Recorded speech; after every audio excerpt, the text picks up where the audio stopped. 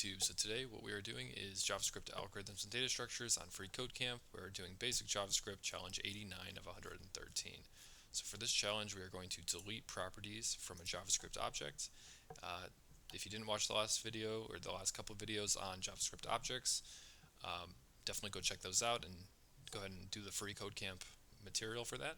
But all we're going to do today is delete properties. So we're going to delete this bark property using delete and then referencing the object. So the object is our dog, and then we're going to delete the bark property. So entering our dog and the bark.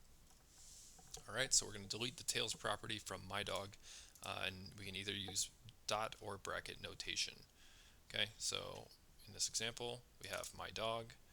It has all these properties and their values, and we are going to delete the tail object. So tails, plural. So all we have to do is say delete my dog dot tails. And now if we console.log my dog, we can see it no longer has the tails property. We can also do this with bracket notation. Oops. By putting this in